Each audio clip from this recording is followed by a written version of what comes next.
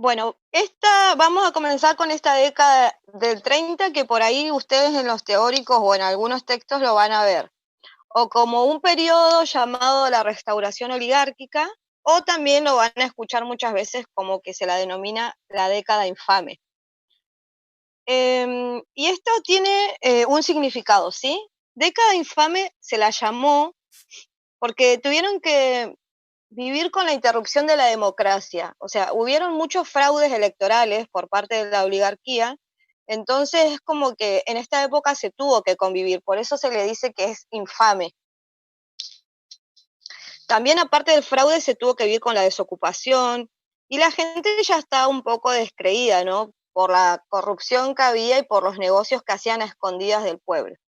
Y restauración oligárquica, bueno, la palabra lo dice, es porque querían restaurar el orden.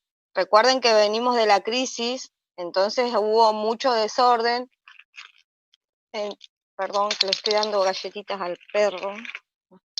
Había mucho desorden, entonces restauración por eso, para poder ordenar el orden en lo social que había quedado después de esta crisis.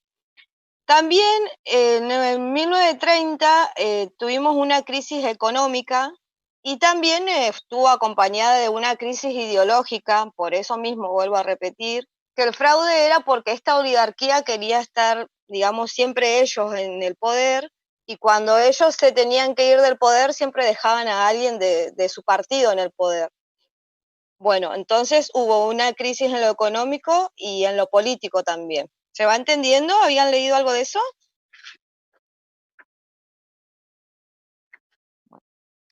Yo sí en política lo vimos, yo el año pasado hice política y viste que empieza a partir de 1880, así que vimos eso. Ah, bueno. En esta época, buenísimo, Majo. En esta época también vamos a ver que aparece el ejército. Va a aparecer, ¿de qué unidad estás hablando, Lau? Estoy hablando de la unidad 5, puede ser, que es la década del 30, que creo que está marcada como década infame. Pero por eso les decía, pueden encontrarlo como la restauración oligárquica o también la pueden encontrar como década infame. Y ahí les expliqué por qué lo pueden encontrar de alguna de esas dos maneras. Bueno, acá vamos a ver que avanza un poco el ejército en cuanto a que critica el liberalismo de esa época y ellos adoptan un anti-imperialismo que cuestiona las relaciones que tenía la oligarquía con Gran Bretaña. Y más adelante lo vamos a ver cuál es esta relación que tenía la oligarquía con Gran Bretaña, que es por un pacto que, bueno, ahora se los voy a decir. Y en este periodo es donde el nacionalismo adopta el concepto de justicia social. También puede ser que lo vayan a ver en sus textos. Y esto es porque procura tener el proletariado bajo su influencia. En este marco del ejército, que digamos llega al ejército, también vamos a ver cómo la iglesia también hace un avance. Recuerden que nosotros con la ley 1420 ya veníamos de una iglesia rezagada, digamos. O sea, se había eliminado la religión. Pero acá la iglesia es como que vuelve a tomar un poder de la mano del ejército, ¿sí? Se unen ante el temor a los conflictos sociales, ¿sí? La iglesia también avanza en su posición ante la sociedad civil. Entonces, lo importante de esta década van a ser los cambios que se dan en cuanto a lo económico y lo político. ¿Qué más? Mira, en lo económico tenemos que esta crisis marca el fin de... Acuérdense que nosotros de qué modelo económico veníamos. ¿Alguien se acuerda?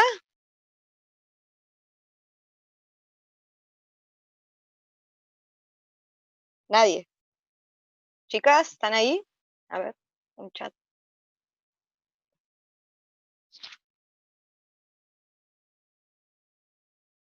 Bueno, nosotros veníamos, acuérdense, de un modelo agroexportador.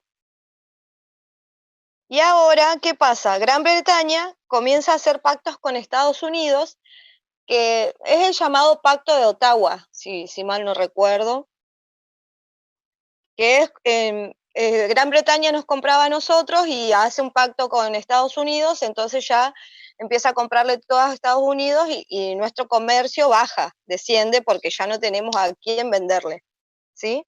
Entonces, ¿eso qué hace? Deja un deterioro industrial. ¿Por qué? Porque se reducen las importaciones y también baja el valor monetario de las mismas, o sea, lo poco que podíamos vender lo hacíamos a bajo costo también. Entonces, eso hace que bajemos las importaciones. ¿Vamos bien hasta ahí?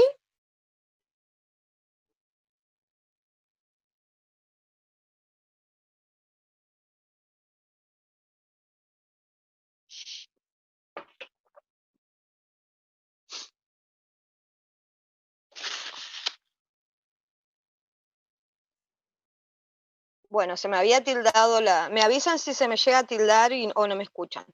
¿Qué pasó con esto?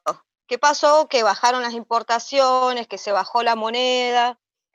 Esto nos obligó a reanudar nuevas condiciones, ¿sí? Para poder de nuevo subir el nivel económico. Entonces, algunas de las condiciones fueron las limitaciones de importaciones, el control de cambios, se crearon juntas reguladoras de algunos rubros importantes, y este conjunto, digamos, este conjunto de decisiones modificaron las modalidades de acción económicas y políticas vigentes hasta ese momento. Como consecuencia digamos, de estas medidas, comenzó una política de incentivación a las industrias. Como nosotros ya no podíamos vender tanto afuera, se empieza a incentivar que las industrias se creen acá. Entonces, en este momento es donde crece la industria, cada productor que vendía hacia afuera abrió una industria acá, y ahí es donde empiezan las grandes fábricas argentinas. Incluso Estados Unidos también vino y puso sus fábricas acá porque era más barato tenerla acá en Argentina que comprarnos y pagar, digamos, los impuestos aduaneros. Entonces también Estados Unidos también se suma a las industrias argentinas. Las ramas que más crecieron en esta época fueron las ramas de lo textil, eh, lo de alimentos, bebidas, y también crece el combustible y los insumos que producen, porque era lo que nosotros vendíamos afuera, porque se recuerdan que afuera también tenían ferrocarriles, entonces nosotros le enviábamos el carbón, el combustible, todo lo que ellos necesitaban de insumos, digamos. Y acá vuelvo, en una de las clases yo recuerdo que les dije que habían nacido las villas y eso.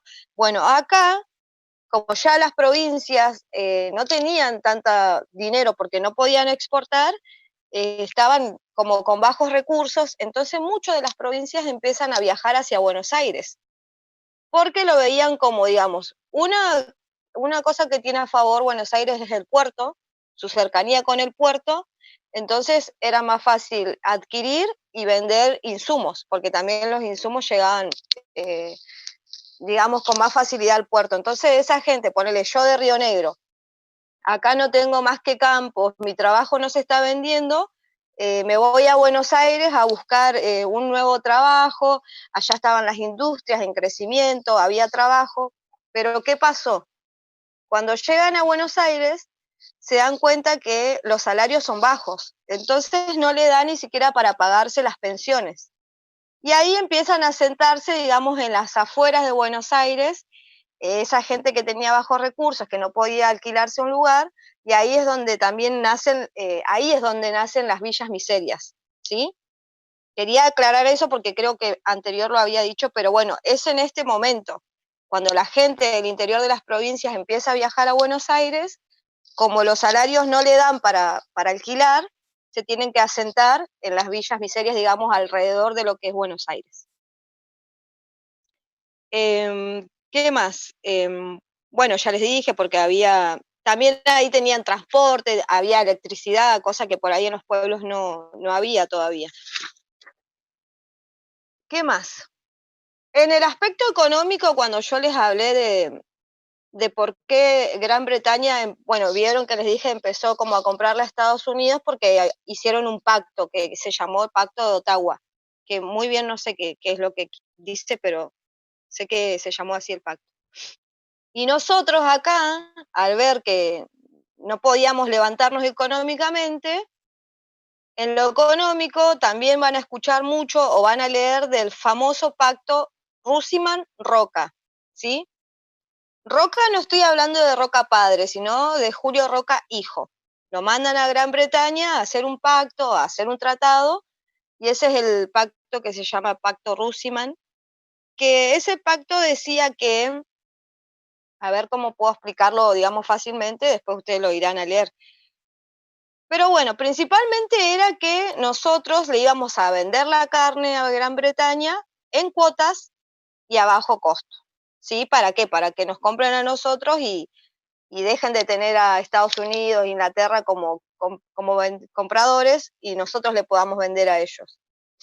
Y también una de las cosas que pidió Gran Bretaña para firmar este pacto fue que en Argentina no se puedan abrir frigoríficos nacionales ni privados.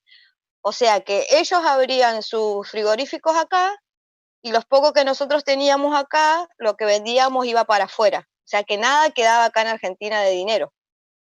No sé si fue bueno o malo, cada una lo entenderá, pero ese es el famoso pacto Rusiman-Roca, que lo van a escuchar, que es importante que lo nombren y que lo sepan, y que también hizo que, sí.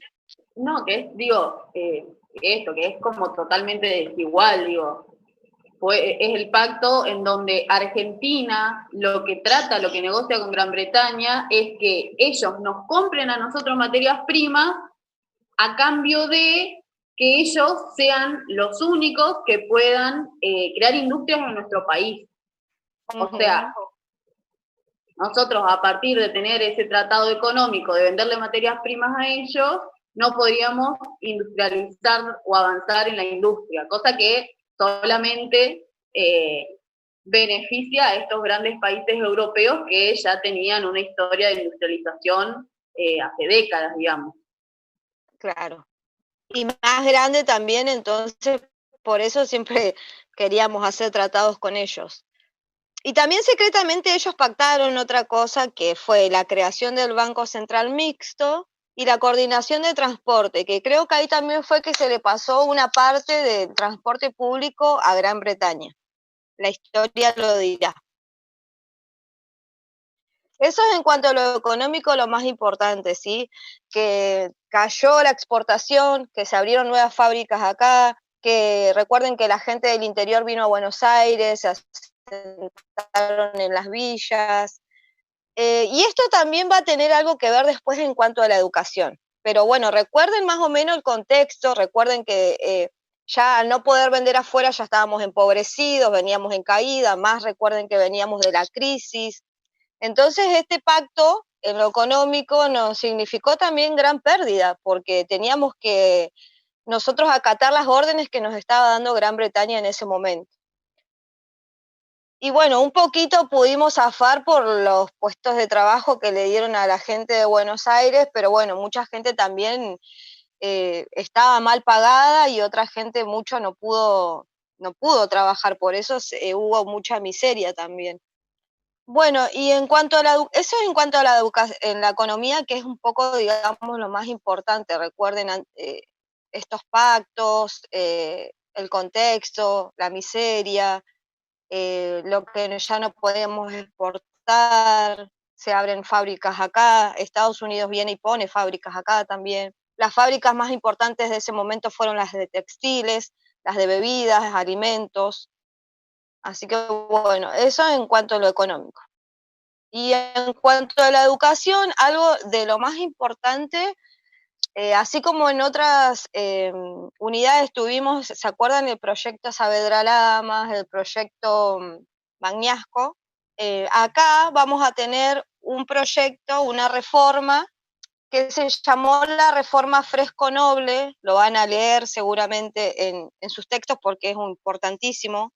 Se llamó la reforma Fresco Noble porque Fresco, en la época, en el 1937, que sale esta reforma, era el gobernador de Buenos Aires y Noble era el ministro de Interior. Entonces, por eso lleva el nombre de estos dos personajes. Un dato. Bueno,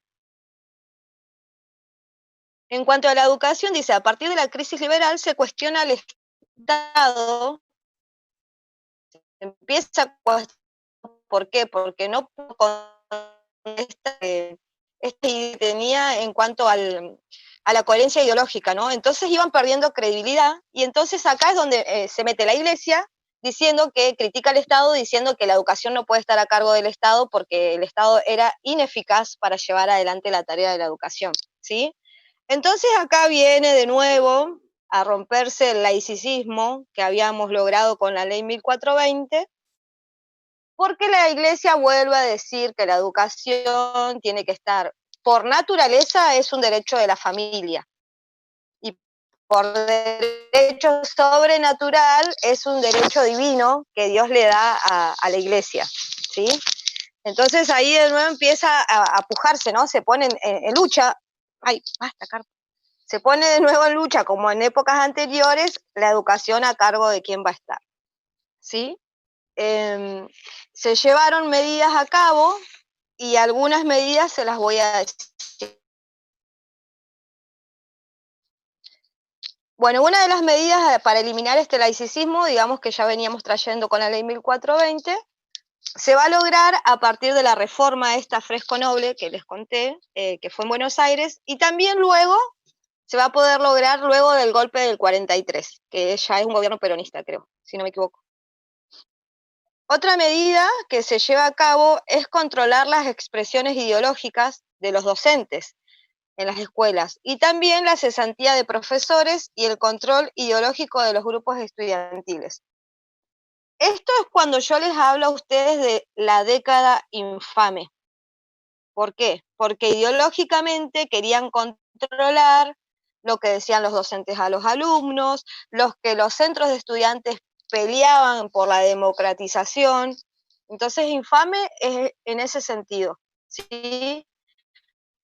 Que se tuvo que pelear mucho por las ideologías que esta oligarquía quería implantar en todas las personas de esa época. También se llevaron a cabo medidas en torno al control disciplinario de los alumnos, en el medio hablo, ¿no? Y había un régimen de sanciones disciplinarias que se destinaba a restaurar el orden formal y jerárquico. O sea, acá ustedes ven cómo el que no acataba las ideologías de esta oligarquía era sancionado, ¿sí? Es eso. Y luego también se ve esta oligarquía bien marcada porque habían cesantías de empleados y funcionarios, mayormente los que eran radicales eran cesanteados, ¿sí? O sea, habían cesantías, pero para las personas que eran radicales. También intervenían universidades y reprimían a los movimientos estudiantiles. ¿Y qué más? Rompen con el sujeto pedagógico democrático del irigoyenismo. Hablo de la democracia porque, como ustedes ven, querían implantar su ideología, entonces democracia no veo alguna en ese momento. ¿Qué más? El Estado impulsó la privatización de la educación, pero sin perder así el control ideológico que la sustentaba. Acá, en este sentido, no voy a hablar mucho de privatización porque es algo que van a ver en política y no les quiero mezclar. Pero impulsó la privatización, estoy hablando de que se abren las cooperadoras, ¿sí? Nosotros teníamos un Estado que estaba garantizado solo por el Estado, y en este momento, en este principio de privatización es cuando algunas escuelas abren las cooperadoras. Ese aporte chiquitito les quiero hacer nada más como para que ustedes tengan un eje, porque después mucho más de privatización y van a entrar mucho más, va a ser en política, pero en este momento ahí estoy hablando de la cooperadora. Y la religión también recuperó paulatinamente, o sea, de a poquito iba ganando su lugar en las escuelas, así que así se va reconfigurando la nación argentina como una nación católica, ¿sí? O sea, vamos a ver que acá la ley 1420 se intenta romper con la laicidad, hablo de laica, como lo estipulaba la ley 1420. Y ahora vamos a hablar en este contexto de la sustitución de importaciones, que es algo de lo económico que yo les hablaba antes. Como nosotros ya no podíamos exportar teníamos bajas ventas. Cuando ustedes lean sustitución de importaciones, significa esto, que las fábricas comienzan a abrirse en Argentina y se empieza a trabajar en Argentina. Ya no tanto para vender afuera, pero sí para generar dinero dentro del país. Eso es sustitución de importaciones. Se sustituye la venta afuera, pero se abren fábricas acá y la gente puede seguir trabajando, digamos, localmente. Y esto lo traigo a colación porque esto va a, digamos, va a estar pegado de la enseñanza técnica. ¿Qué pasa con esto? Más o menos le voy a explicar el contexto. Si una persona venía del interior o incluso de Buenos Aires, terminaba el primario, ya podía trabajar. Entonces muchas personas no seguían el secundario, porque en ese momento la gente era pobre, digamos, y necesitaba más trabajar que estudiar. Entonces, ¿qué pasa? Viene la gente del interior a trabajar, vos ya con tener el primario hecho ya te dejaban trabajar, no te pedían título de universidad ni de nada. Y muchos hicieron carrera trabajando, digamos, viste, como, no es nada malo ni nada, pero es como un ejemplo. Cuando vos empezás a trabajar como ayudante de albañil, capaz que tenés el primario nomás, empezás a trabajar como ayudante y en la práctica, en el mismo trabajo, vos vas aprendiendo el oficio, digamos, no estudiaste para albañil. Eso era lo que pasaba en esta época. Muchas personas no terminaban de estudiar porque se abocaban más a trabajar que a irse a estudiar. Y los pocos que sí egresaban de la universidad trabajaban para el Estado, no trabajaban, digamos, en fábricas o reconstruyendo edificios, casas y todas esas cosas. Para el Estado, que en esa época podemos decir que trabajaban en YPF, haciendo vialidad, o en algún organismo, pero que sea del Estado. Los que eran egresados sí podían laburar para el Estado. Bueno, trabajar. Y los demás, bueno, agarraban, digamos, sería el changarín de hoy, mal dicho, pero bueno, sería así. Para que más o menos entiendan y no decirle tan técnicamente nombres y eso. Y también mano calificada, digamos, mano que sí podía trabajar, venía del extranjero. Técnicos, ingenieros, los tomaban, pero eran extranjeros. Bueno, ahora vamos a hablar de esta reforma Fresco-Noble, que fue una de las medidas más importantes de esa época para eliminar al laicismo, de la ley 1420. Esta reforma diversificaba, segmentaba el ciclo complementario, y reforzaba las prácticas militares. Imponía también la enseñanza religiosa en las escuelas oficiales. Bueno, esta reforma triunfa en Buenos Aires porque genera un nuevo imaginario pedagógico, disciplinario, y se basa en una pedagogía con 3 estrategias. Tenían 3 estrategias para llevarla a cabo. Que serían, 1, las acciones renovadoras, 2, las represivas, y 3, las cooptativas. Les voy a explicar un poquito cada una, así pueden, más o menos cuando la lean, ya más o menos saben de qué se está hablando. Las acciones renovadoras se pusieron estas estrategias a cabo en rescatar la centralidad del niño, ¿sí? Esto en pedagogía se llama paidocentrismo, si no me mal no recuerdo. Acá tenemos otra palabra más, veníamos de antropocentrismo, teocentrismo, y acá tenemos el paidocentrismo, ¿sí? Que es el niño como centro. Después las represivas eran formar al ciudadano,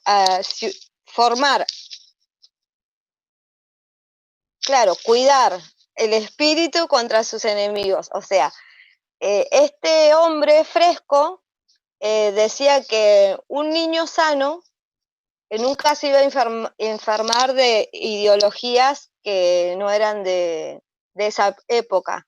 Por eso esta reforma viene a traer mucho lo que es educación física, el cuerpo y el alma, cuidar los niños que hagan deporte, el aire libre, porque por eso mismo la alimentación, porque él decía que un cuerpo sano era una mente que no se iba a enfermar con ideologías.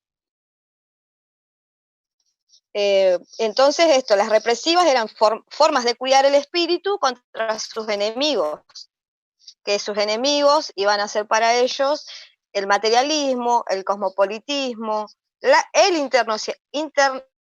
internacionalismo, el comunismo, la duda, todo eso para ellos eran, digamos, los enemigos. Y cooptativa, ¿por qué? Porque al incorporar lo deportivo, el esparcimiento o la alimentación los lleva a los niños como a estar pensando en otra cosa, entonces vos podés cooptarlos para que no estén llenándole la cabeza con otras ideas. Por eso esta reforma habla mucho del niño, del deporte, del niño sano, de la alimentación.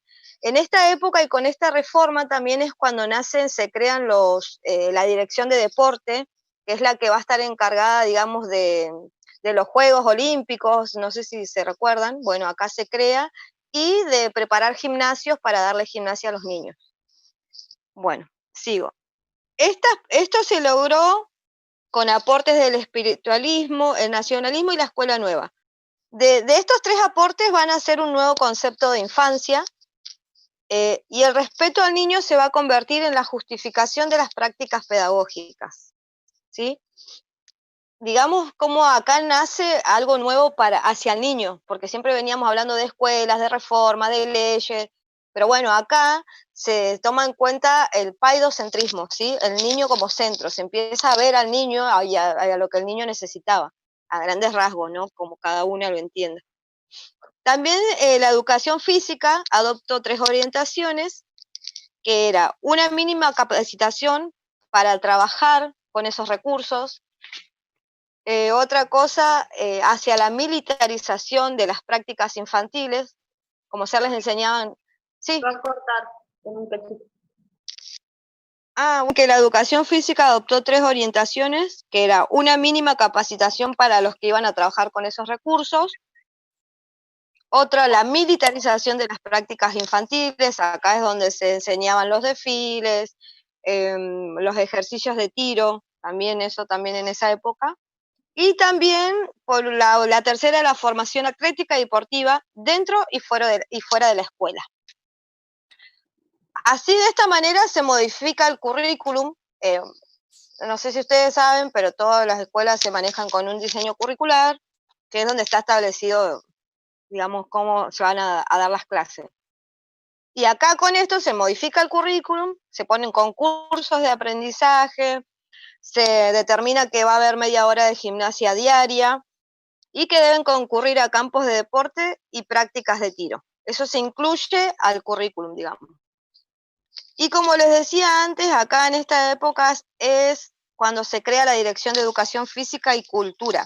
La que hoy conocemos nosotras, bueno, en esa época se creó, que se ocupaba de los campeonatos que iban a haber de los campeonatos deportivos, me trabé, y también iban a estar encargados de la gimnasia en las escuelas y de los desfiles de los alumnos. ¿Se acuerdan que antes, no sé si vos te acordás, Coti, pero te acordás que antes para las fechas patrias en la calle se hacían desfiles así de las escuelas? Bueno, Sí, no sé en si esta... se sigue haciendo acá. Me parece que sí. Creo que sí. Creo que sí, que acá en Cipolletti creo que se sigue haciendo el desfile, que es como bien militar. Claro, viste que primero pasan las fuerzas, después pasan, claro. Viste que es jerarquizado. De lo más importante, digamos, hasta lo último. Bueno, en esta época se pone esto en el currículum. Bueno, así como habían 3 momentos en cuanto a la educación física, también habían 2 momentos en cuanto a lo moral. Tuvo 2 sentidos esta reforma en lo moral. La primera es que se constituye la ecuación nación-cristianismo. Hablamos de cómo quisieron romper con la laicidad, entonces por eso iba a ser un sentido nación-cristianismo que justificaba a la religión dentro de la educación en horarios de clase y que iba a estar a cargo de alguna persona que sea destinada por la iglesia. Eso en cuanto a la ecuación nación-cristianismo. Y la otra era una nueva orientación nacionalista en el momento de que se incorporan las tradiciones regionales al currículum también, y esto quiere decir, los rituales patrióticos, como los desfiles, los actos públicos, se festeja el Día del Maestro, se empieza a hacer el juramento a la bandera, se entregan símbolos patrios, etc. Y, resumidamente, espero que lo hayan entendido, esta es la unidad 5, chiquis. Ahí terminamos. Hice algo muy resumido, digamos, en cuanto a lo político, lo que se buscaba con la restauración de esta oligarquía, por qué se la denominó década infame,